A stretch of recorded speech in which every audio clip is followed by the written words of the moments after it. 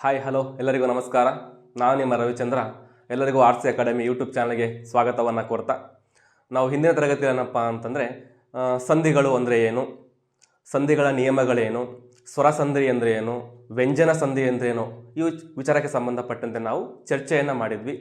ಯಾರಾದರೂ ಆ ಒಂದು ವಿಡಿಯೋ ನೋಡಿಲ್ಲಪ್ಪ ಅಂತಂದರೆ ನಾನು ಡಿಸ್ಕ್ರಿಪ್ಷನ್ ಬಾಕ್ಸಲ್ಲಿ ಅದು ಲಿಂಕನ್ನು ಹಾಕಿರ್ತೀನಿ, ಅಲ್ಲೋ ನೀವು ನೋಡ್ಕೋಬಹುದು. ಯಾಕಂದರೆ ನೀವು ಮುಂದಿನ ಪಾರ್ಟ್ ನೋಡಬೇಕಪ್ಪ ಅಂತಂದರೆ ಆ ಒಂದು ತರಗತಿ ತುಂಬ ಇಂಪಾರ್ಟೆಂಟ್ ಇರ್ತಾ ಹೋಗುತ್ತೆ. ಹಾಗಾಗಿ ಈ ದಿನ ಏನಪ್ಪ ಅಂತಂದರೆ ನಾವು ಕನ್ನಡ ಸಂಧಿಗಳು ಅನ್ನುವಂತಹ ಒಂದು ವಿಷಯಕ್ಕೆ ಸಂಬಂಧಪಟ್ಟಂತೆ ಚರ್ಚೆಯನ್ನು ಮಾಡ್ತಾ ಹೋಗ್ತೀನಿ. ಇಲ್ಲಿ ಕನ್ನಡ ಸಂಧಿ ಅಂದರೆ ಏನಂತ ನಿಮಗೆ ಗೊತ್ತಾಗಬೇಕು. ಕನ್ನಡ ಸಂಧಿ ಅಂತಂದರೆ ಎರಡು ಕನ್ನಡ ಶಬ್ದಗಳು ಸೇರಿ ಸಂಧಿ ಆದರೆ ಅದನ್ನು ನಾವು ಕನ್ನಡ ಸಂಧಿ ಅಂತ ಕರಿಬಹುದು. ಅಥವಾ ಒಂದು ಸಂಸ್ಕೃತ ಪದ ಇದ್ದು ಮತ್ತೊಂದು ಕನ್ನಡ ಪದ ಇದ್ದು ಸಂಧಿ ಆದರೂ ಕೂಡ ಅದನ್ನು ನಾವು ಕನ್ನಡ ಸಂಧಿ ಅಂತ ಕರಿತಾ ಹೋಗ್ತೀವಿ. ಅಂದರೆ ಎರಡೂ ಕನ್ನಡ ಶಬ್ದಗಳು ಸೇರಿ ಅಥವಾ ಒಂದು ಕನ್ನಡ ಶಬ್ದ ಮತ್ತೊಂದು ಸಂಸ್ಕೃತ ಶಬ್ದ ಸೇರಿ ಸಂಧಿ ಆದರೆ ಅದನ್ನು ನಾವು ಕನ್ನಡ ಸಂಧಿ ಅಂತ ಕರಿಬಹುದು. ಉದಾಹರಣೆಗೆ ನೋಡಿ, ಇಲ್ಲಿ ನಾವು ಪ್ಲಸ್ ಎಲ್ಲ ನಾವೆಲ್ಲ ಅಂತ ಆಗ್ತಿದೆ. ಅಂದರೆ ಇಲ್ಲಿ ನಾವು ಅನ್ನೋದು ಕನ್ನಡ ಪದನೇ, ಎಲ್ಲ ಅನ್ನೋದು ಕನ್ನಡ ಪದನೇ. ಅಂದರೆ ಇಲ್ಲಿ ಎರಡು ಕನ್ನಡ ಶಬ್ದಗಳು ಸೇರಿ ಸಂಧಿ ಆಗ್ತಾ ಇದೆ, ಹಾಗಾಗಿ ಅದನ್ನು ಕನ್ನಡ ಸಂಧಿ ಅಂತ ಕರಿತಾ ಹೋಗ್ತೀವಿ. ಮತ್ತೊಂದು ಉದಾಹರಣೆ ನೋಡಿದಾಗ ನಾವು ಗುರು ಪ್ಲಸ್ ಅನ್ನು ಗುರುವನ್ನು ಅಂತ ಇದೆ. ಗುರು ಅನ್ನೋದು ಸಂಸ್ಕೃತ ಪದ, ಅನ್ನು ಅನ್ನೋದು ಕನ್ನಡ ಪದ. ಅಂದರೆ ಒಂದು ಸಂಸ್ಕೃತ ಪದ ಮತ್ತೊಂದು ಕನ್ನಡ ಪದ ಸೇರಿ ಸಂಧಿ ಆಗ್ತಾ ಇದೆ. ಹೀಗಿದ್ರೂ ಸಹ ನಾವು ಅದನ್ನು ಕನ್ನಡ ಸಂಧಿ ಅಂತ ಕರಿತಾ ಹೋಗ್ತೀವಿ. ನಾವು ಕನ್ನಡ ಸಂಧಿಗಳಲ್ಲಿ 3 ಪ್ರಕಾರವನ್ನು ನೋಡ್ತಾ ಹೋಗ್ತೀವಿ. ಒಂದು ಲೋಪ ಸಂಧಿ, ಆಗಮ ಸಂಧಿ ಮತ್ತು ಆದೇಶ ಸಂಧಿ. ಈಗ ನಾವು ಲೋಪ ಸಂಧಿ ಅಂದರೆ ಏನು ಅಂತ ನೋಡ್ತಾ ಹೋದಾಗ, ಲೋಪ ಸಂಧಿ ಕನ್ನಡದ ಸ್ವರ ಸಂಧಿ ಅಂತ ನಾವು ಹೇಳ್ತಾ ಹೋಗ್ತೀವಿ. ನಾನು ಹಿಂದೆ ಕ್ಲಾಸಲ್ಲಿ ಹೇಳಿದ್ದೆ ಸ್ವರ ಸಂಧಿ ಅಂದರೆ ಏನಪ್ಪ ಅಂದರೆ ಸ್ವರದ ಮುಂದೆ ಸ್ವರ ಪರವಾದರೆ ಅದನ್ನು ನಾವು ಸ್ವರ ಸಂಧಿ ಅಂತ ಕರಿತೀವಿ. ಅಂದರೆ ಪೂರ್ವ ಪದದ ಕೊನೆಯ ಅಕ್ಷರ ಮತ್ತು ಉತ್ತರ ಪದದ ಮೊದಲ ಅಕ್ಷರ ಏನಾಗಪ್ಪ ಅಂದರೆ ಸ್ವರಾಕ್ಷರಗಳಿಂದ ಕೂಡಿರಬೇಕು. ಹಾಗಿದ್ದಾಗ ಅದನ್ನು ನಾವು ಸ್ವರ ಸಂಧಿ ಅಂತ ಕರಿತಾ ಹೋಗ್ತೀವಿ. ಅದೇ ರೀತಿ ಲೋಪ ಸಂಧಿ ಕನ್ನಡದ ಸ್ವರ ಸಂಧಿ ಅಂತ ಹೇಳ್ತಾ ಹೋಗ್ತೀವಿ. ಸ್ವರದ ಮುಂದೆ ಸ್ವರ ಬಂದು ಸಂಧಿಯಾಗುವಾಗ ಪೂರ್ವ ಪದದ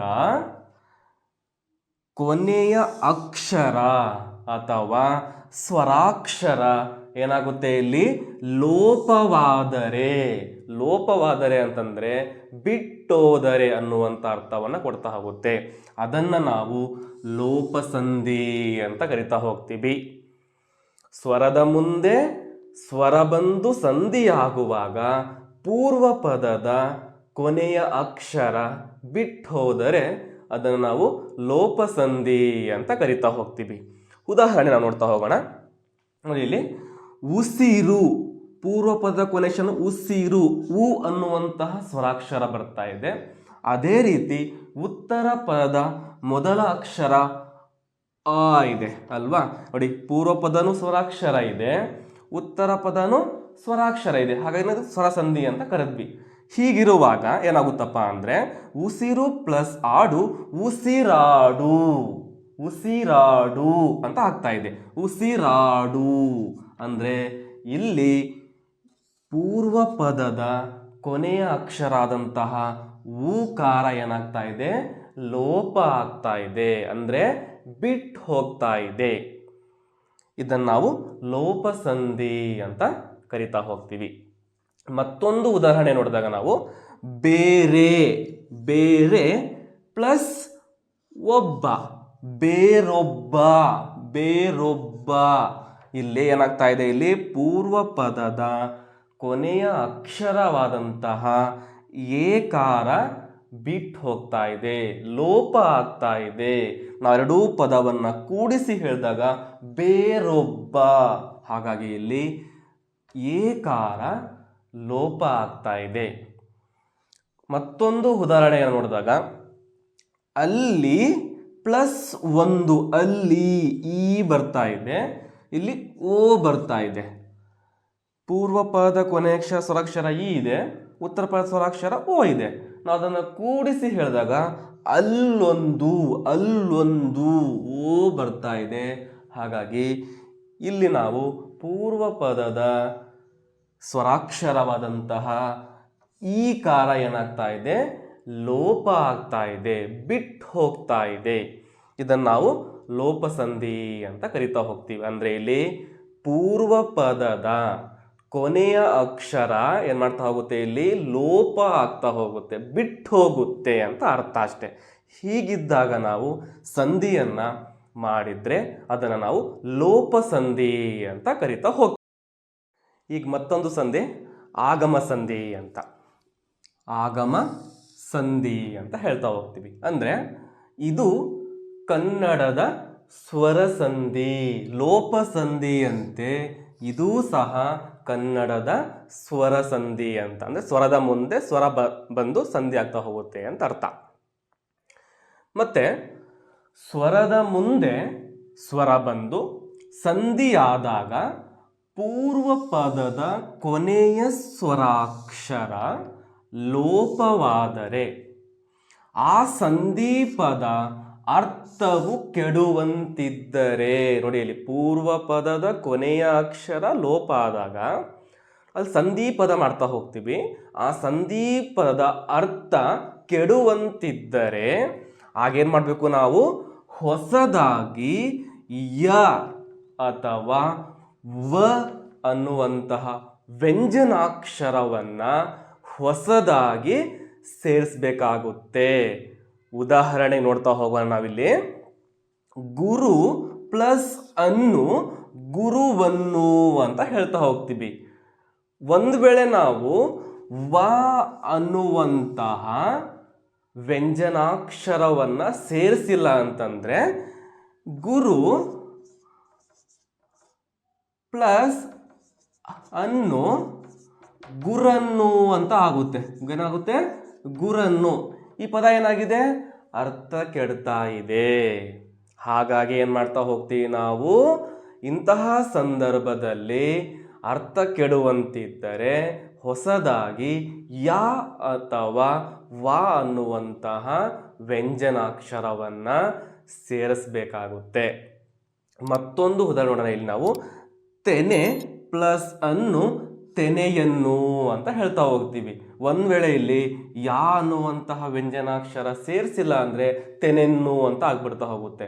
ಹಾಗಾಗಿ ನಾವು ಅದು ಅರ್ಥ ಸರಿ ಬರಲ್ಲ ಅಲ್ವಾ. ಹಾಗಾಗಿ ನಾವು ಯಾ ಅನ್ನುವಂತಹ ವ್ಯಂಜನಾಕ್ಷರವನ್ನು ಸೇರಿಸಿ ತೆನೆಯನ್ನು ಅನ್ನುವಂತಹ ಒಂದು ಪದವನ್ನು ರಚನೆ ಮಾಡಬಹುದು. ಈ ಆಗಮ ಸಂಧಿಯಲ್ಲಿ ನಾವು ಎರಡು ಪ್ರಕಾರವನ್ನು ನೋಡ್ತಾ ಹೋಗ್ತೀವಿ. ಒಂದು ಯಕಾರಾಗಮ ಸಂಧಿ, ಮತ್ತೊಂದು ವಕಾರಾಗಮ ಸಂಧಿ ಅಂತ. ಹಾಗಾದರೆ ನಾವು ಯಕಾರಾಗಮ ಸಂಧಿಯನ್ನು ಯಾವ ಸಂದರ್ಭದಲ್ಲಿ ಬಳಸ್ತಾ ಹೋಗ್ತೀವಿ ಅಂತಂದರೆ, ಪೂರ್ವ ಪದದ ಕೊನೆಯಲ್ಲಿ ಆ, ಈ, ಎ, ಐ ಅನ್ನುವಂತಹ ಸ್ವರಾಕ್ಷರ ಇದ್ದು ಉತ್ತರ ಪದದಲ್ಲಿ ಅಂದರೆ ಅದರ ಎದುರಲ್ಲಿ ಯಾವುದೇ ಸ್ವರ ಬಂದರೂ ಸಹ ಆಗ ನಾವು ಅದನ್ನು ಸಂಧಿ ಮಾಡಬಹುದು. ಅದನ್ನೇ ನಾವು ಯಕಾರಾಗಮ ಸಂಧಿ ಅಂತ ಕರಿತಾ ಹೋಗ್ತೀವಿ. ಉದಾಹರಣೆಗೆ ನೋಡ್ತಾ ಹೋಗೋಣ. ಇಲ್ಲಿ ಕೆರೆ ಪ್ಲಸ್ ಅಲ್ಲಿ ಕೆರೆಯಲ್ಲಿ ಅಂತ ಹಾಕ್ತಿದೆ. ಕೆರೆ ನೋಡಿ, ಇಲ್ಲಿ ಪೂರ್ವ ಪದದ ಕೊನೆಯ ಅಕ್ಷರ ಬರುತ್ತೆ, ಏಕಾರ ಬರ್ತದೆ. ಕೆರೆ ಎ ನೋಡಿ, ಇಲ್ಲಿ ಎ ಇದೆಯಲ್ವಾ, ಅದರ ಎದುರಲ್ಲಿ ಯಾವುದೇ ಸ್ವರಾಕ್ಷರ ಬರಲಿ ಅಂತಹ ಸಂದರ್ಭದಲ್ಲಿ ನಾವು ಯ ಅನ್ನುವಂತಹ ಒಂದು ವ್ಯಂಜನಾಕ್ಷರವನ್ನು ಸೇರಿಸಿ ಸಂಧಿ ಪದವನ್ನು ಮಾಡ್ತಾ ಹೋಗ್ತೀವಿ. ನೆಕ್ಸ್ಟ್ ಮತ್ತೊಂದು ಉದಾಹರಣೆ ನೋಡಿ. ಇಲ್ಲಿ ಚಳಿ ಪ್ಲಸ್ ಇಂದ ಚಳಿಯಿಂದ ಅಂತ ಇದೆ. ಇಲ್ಲಿ ನೋಡಿ, ಚಳಿ ಈ ಅನ್ನುವಂತಹ ಸ್ವರಾಕ್ಷರ ಬರ್ತಾ ಇದೆ. ಅದರ ಎದುರಲ್ಲಿ ಯಾವುದೇ ಸ್ವರಾಕ್ಷರ ಬರಲಿ ಅದನ್ನು ನಾವು ಏನು ಮಾಡಬಾರ್ದು, ತಲೆಗೆಡ್ಸ್ಕೋಬಾರ್ದು. ಅಂತಹ ಸಂದರ್ಭದಲ್ಲಿ ಏನು ಮಾಡಬೇಕು ನಾವು ಯ ಅನ್ನುವಂತಹ ಒಂದು ವ್ಯಂಜನಾಕ್ಷರವನ್ನು ಸೇರಿಸಿ ಸಂಧಿ ಪದವನ್ನು ಮಾಡಬೇಕಾಗುತ್ತೆ. ಇದನ್ನು ನಾವು ಯಕಾರಾಗಮ ಸಂಧಿ ಅಂತ ಹೇಳ್ತಾ ಹೋಗ್ತೀವಿ. ಅಂದರೆ ಈ ಸ್ವರಾಕ್ಷರಗಳ ಮುಂದೆ ಪೂರ್ವದಲ್ಲಿ ಉತ್ತರದಲ್ಲಿ ಯಾವುದೇ ಸ್ವರಾಕ್ಷರ ಬರಲಿ ಅಂತಹ ಸಂದರ್ಭದಲ್ಲಿ ನಾವು ಯಕಾರವನ್ನು ಬಳಸ್ತಾ ಹೋಗ್ತೀವಿ. ಅದೇ ಯಕಾರಾಗಮ ಸಂಧಿ ಅಂತ ಅರ್ಥ. ನೆಕ್ಸ್ಟು ವಕಾರಾಗಮ ಸಂಧಿ ಅಂದರೆ ಏನಪ್ಪ ಅಂತಂದರೆ ಪೂರ್ವ ಪದದ ಕೊನೆಯಲ್ಲಿ ಉ ಊ ಮತ್ತು ಓ ಅನ್ನುವಂತಹ ಸ್ವರಾಕ್ಷರಗಳಿರ್ತಾ ಹೋಗುತ್ತೆ. ಅದರ ಎದುರಲ್ಲಿ ಅಂದರೆ ಉತ್ತರ ಪದದಲ್ಲಿ ಯಾವುದೇ ಸ್ವರಾಕ್ಷರ ಬಂದರೂ ಸಹ ನಾವು ಅದನ್ನು ಏನು ಮಾಡಬಹುದು, ವಕಾರಾಗಮ ಸಂಧಿ ಮಾಡಬಹುದು.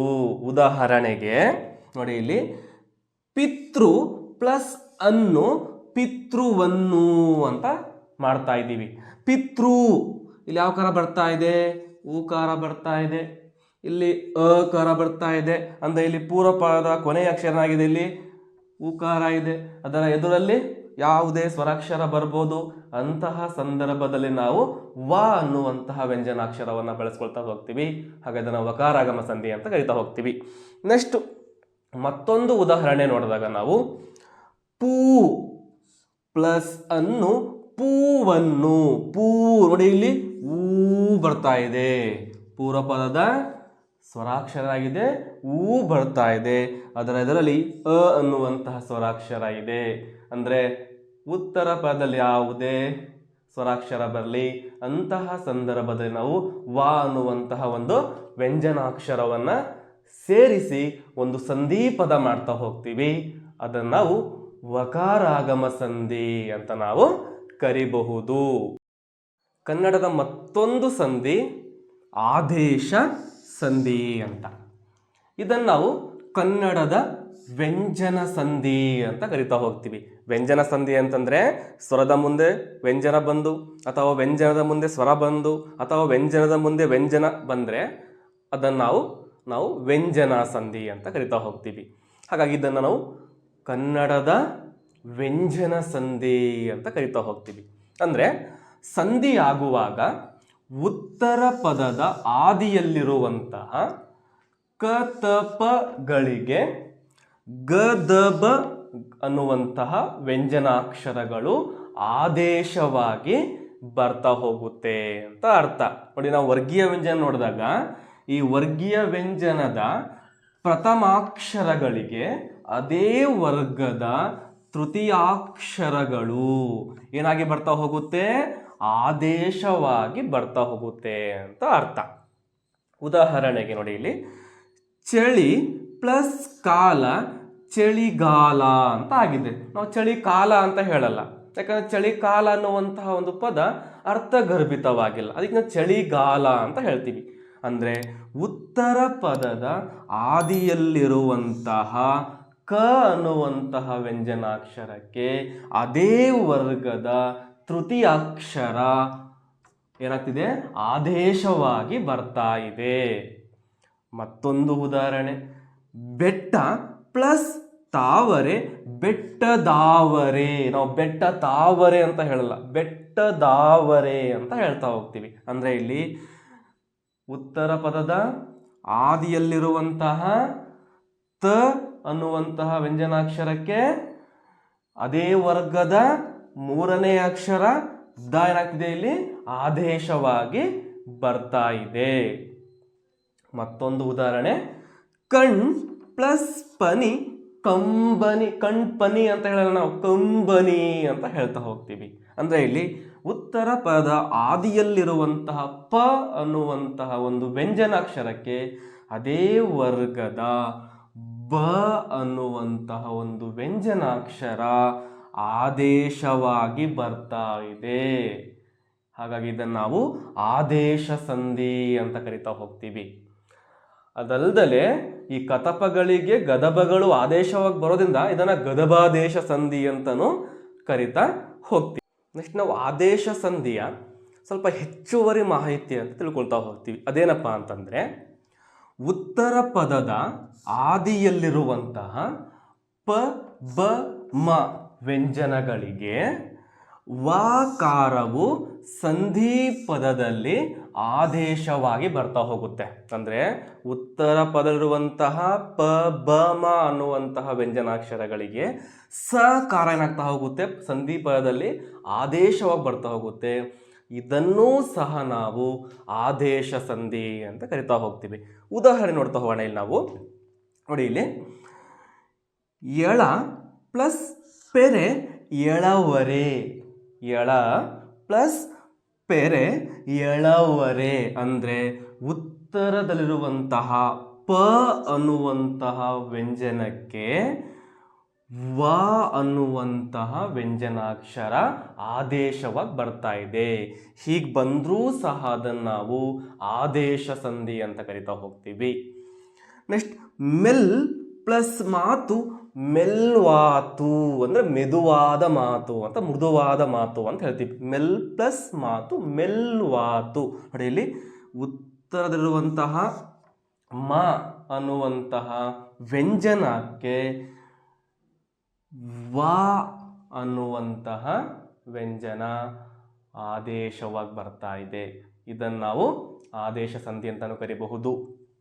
ನೆಕ್ಸ್ಟ್ ಇನ್ನೊಂದು ಎಕ್ಸಾಂಪಲ್ ನೋಡಿ, ಇಲ್ಲಿ ಎಳ ಪ್ಲಸ್ ಬಳ್ಳಿ ಎಳವಳ್ಳಿ, ಎಳವಳ್ಳಿ ಅಂತ ಹೇಳ್ತಾ ಇದ್ದೀವಿ. ಬ ಅನ್ನುವಂತಹ ಒಂದು ವ್ಯಂಜನಕ್ಕೆ ವ ಅನ್ನುವಂತಹ ಒಂದು ಅಕ್ಷರ ಅಂದರೆ ವ್ಯಂಜನಾಕ್ಷರ ಆದೇಶವಾಗಿ ಬರ್ತಾ ಇದೆ. ಹೀಗೆ ಬಂದರೂ ಸಹ ನಾವು ಅದನ್ನು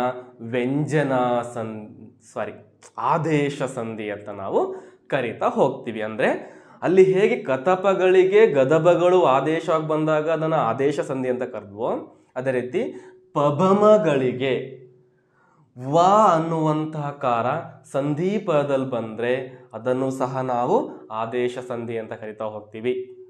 ನೆಕ್ಸ್ಟ್ ಮತ್ತೊಂದು ನಿಯಮ ಇದೆ ಇಲ್ಲಿ. ಉತ್ತರ ಪದದ ಆದಿಯಲ್ಲಿರುವಂತಹ ಸ ಅನ್ನುವಂತಹ ವ್ಯಂಜನಾಕ್ಷರಕ್ಕೆ ಚ ಜ ಅನ್ನುವಂತಹ ವ್ಯಂಜನಾಕ್ಷರಗಳು ಸಂಧಿ ಪದದಲ್ಲಿ ಆದೇಶವಾಗಿ ಬರ್ತಾ ಹೋಗುತ್ತೆ. ಹೀಗಿದ್ರೂ ಸಹ ಅದನ್ನು ನಾವು ಆದೇಶ ಸಂಧಿ ಅಂತ ಕರಿತಾ ಹೋಗ್ತೀವಿ. ಉದಾಹರಣೆ ನೋಡ್ತಾ ಹೋಗೋಣ. ಇಲ್ಲಿ ನಾವು ಇನ್ ಪ್ಲಸ್ ಸರ ಇಂಚರ. ನೋಡಿ, ಇಲ್ಲಿ ಇನ್ ಪ್ಲಸ್ ಸರ ಇಂಚರ ಅಂತ ಆಗ್ತಿದೆ. ಸ ಅನ್ನುವಂತಹ ವ್ಯಂಜನಾಕ್ಷರಕ್ಕೆ ಚ ಅನ್ನುವಂತಹ ವ್ಯಂಜನಾಕ್ಷರ ಆದೇಶವಾಗಿ ಬರ್ತಾ ಇದೆ. ಹೀಗಿದ್ರೂ ಸಹ ನಾವು ಅದನ್ನು ಆದೇಶ ಸಂಧಿ ಅಂತ ಕರಿತೀವಿ. ಮತ್ತೊಂದು ಉದಾಹರಣೆ ನಿಮಗೆ, ಮುನ್ ಪ್ಲಸ್ ಸೊಡರ್ ಮುಂಜೋಡರ್, ಮುನ್ ಪ್ಲಸ್ ಸೊಡರ್ ಮುಂಜೋಡರ್. ನೋಡಿ, ಇಲ್ಲಿ ಸ ಕಾರಕ್ಕೆ ಜ ಅನ್ನುವಂತಹ ವ್ಯಂಜನಾಕ್ಷರ ಸಂಧಿ ಪದದಲ್ಲಿ ಆದೇಶವಾಗಿ ಬರ್ತಾ ಇದೆ. ಈ ಸಂದರ್ಭದಲ್ಲಿಯೂ ನಾವು ಅದನ್ನು ಆದೇಶ ಸಂಧಿ ಅಂತ ನಾವು ಅದನ್ನು ಕರಿತಾ ಹೋಗ್ತೀವಿ. ನೋಡಿ, ಇದು ಹೆಚ್ಚುವರಿ ಮಾಹಿತಿ, ಆದೇಶ ಸಂಧಿಯ ಒಂದು ಹೆಚ್ಚುವರಿ ಮಾಹಿತಿ ಅಂತ ನಾವು ಹೇಳ್ಬೋದು. ಈ ಒಂದು ವಿಡಿಯೋ ನಿಮಗೆ ಎಲ್ಲರಿಗೂ ಇಷ್ಟ ಆಗುತ್ತೆ ಅಂತ ಅಂದ್ಕೊಳ್ತಿದ್ದೀನಿ. ಮತ್ತು ನಮ್ಮ ಚಾನಲ್ ನೀವು ಯಾರಾದರೂ ಸಬ್ಸ್ಕ್ರೈಬ್ ಮಾಡಿಲ್ಲಪ್ಪ ಅಂತಂದರೆ ಈಗಲೇ ಸಬ್ಸ್ಕ್ರೈಬ್ ಮಾಡಿ ಮತ್ತು ಪಕ್ಕದಲ್ಲಿರುವಂತಹ ಒಂದು ಬೆಲ್ ಬಟನನ್ನು ಕ್ಲಿಕ್ ಮಾಡೋದು ಮರಿಬೇಡಿ. ಯಾಕಪ್ಪ ಅಂದರೆ ನಾವು ಮಾಡುವಂತಹ ಹೊಸ ವಿಡಿಯೋಗಳು ನಿಮಗೆ ಬರಬೇಕು, ನೀವು ನೋಡಬೇಕಪ್ಪ ಅಂದರೆ ನೀವು ಬೆಲ್ ಬಟನನ್ನು ಕ್ಲಿಕ್ ಮಾಡಬೇಕಾಗುತ್ತೆ. ಎಲ್ಲರಿಗೂ ಧನ್ಯವಾದಗಳು.